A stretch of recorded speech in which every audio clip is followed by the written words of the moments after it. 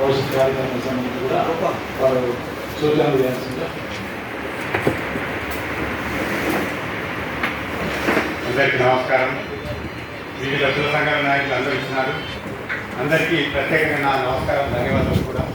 ఈరోజు ఆచరణతో పెట్టినాడు, చాలా మంచి సమావేశం ఏర్పాటు చేసినాడు.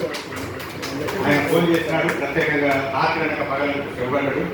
తర్వాత దొరగా తమ్ముడు కూడా చాలా సంబంధాలు అన్న సుదర్శన ఆయన మూలాలన్నీ చదివేస్తాడు, సిద్ధాంతాలు అనే దగ్గర ఇవన్నీ ఒక ఎత్తు అయితే ప్రస్తుతాన్ని మనం ఏం చేయాలి అనే దాని మీద మన బాలాజీ గారు, తర్వాత మన బాబు రాజేష్ గారు, సుధాకర్ మంచి సూచనలు ఇచ్చినారు.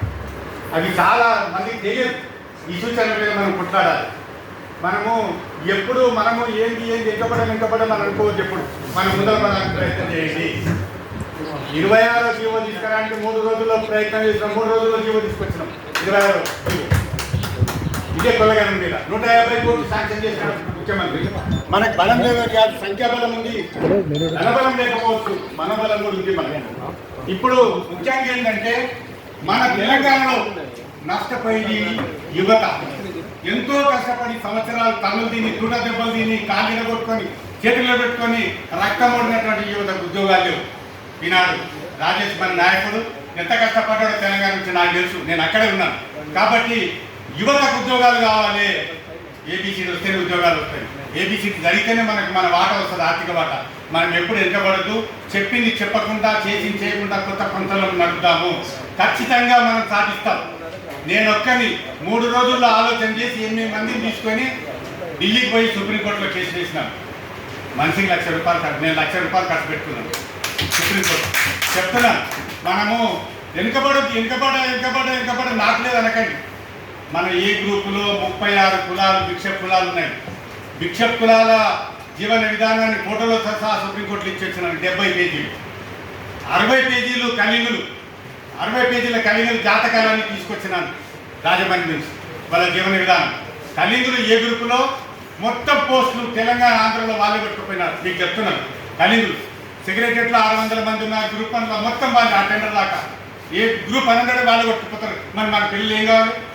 అది ఆలోచన చేయండి. మీరు ఆలోచన చేయవలసింది అది. మీ ఎంబడి ఏంటంటే నా ఎంబడి మీరు ఉండండి. ఒక ఆయన అన్నాడు, పెద్ద ఆయన, నా వెంట రాని వేయడం అంటే అంటరాని వాడు అన్నాడు. అట్లా అంటరాని వాడు ఎవరంటే మన ఎంబడి. ఇప్పుడు కులానికి 14 సంఘాలు ఉండొచ్చు, అది వేరే విషయం. అన్ని పార్టీలలో ఉండాలి. ఆయన నల్గొండలో కమ్యూనిస్ట్ ఆయన ఒక పాట కట్టినాడు అప్పుడు స్వతంత్రం కొరకు వచ్చినప్పుడు.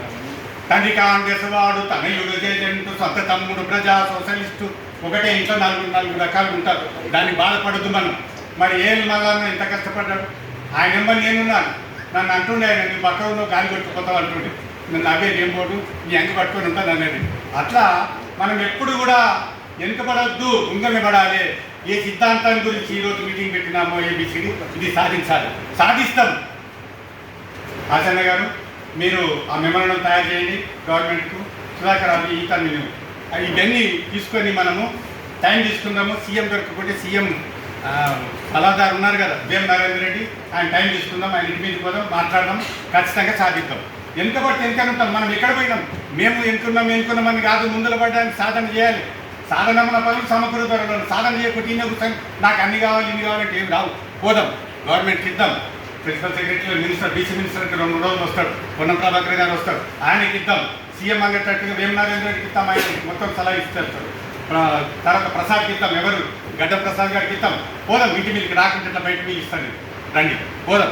పోయి మనము మన మెమోరాండం ఇచ్చేసి మనం మా హక్కులు ఏంటో చూపించమని అడుగుదాం. సార్ వీలైతే మా శంకర్ నుండి సార్ ఎమ్మెల్యే చూసుకుంటాను. శంకర్ చెప్పిండు, ఇప్పుడు శంకర్ గురించి చెప్తాను. అదే ఆయన ఏంది శంకరు, ఎలక్షన్ వరకు అందరినీ వాడుకున్నాడు, బెస్తలు ఇస్తాడు. ఒక బెస్ట్ ఆయన లీడర్ వచ్చి ఏమన్నాడు, నీకు బెస్తలు ఏమన్నారు అన్నాడు. అనొచ్చునా ఈ మాట? లేదు, నేను అడిగినాను. ఈ తర్వాత ఇప్పుడు ఆయన ఒక్కడే కాదు, ఇంకా ముందు ఉన్నారు ఎమ్మెల్యేలు, వాళ్ళు ముట్టకుంటున్నారు. వాళ్ళ గురించి వద్దు.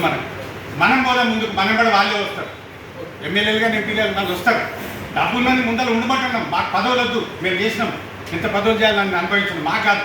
యూత్కు మా పిల్లలకి ఏమి ఇస్తున్నారు చెప్తున్నాను కదా. ఏ గ్రూప్లో 36 కులాలు.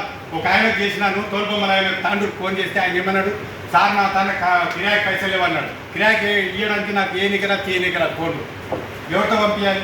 రాలేకపోయాడు. తోలుబొమ్మలు మొన్న పెద్దమ్మలు ఒక 4 జిల్లాల్లో వాళ్ళు పెద్దమ్మలు అంటే కోశమ్మలు.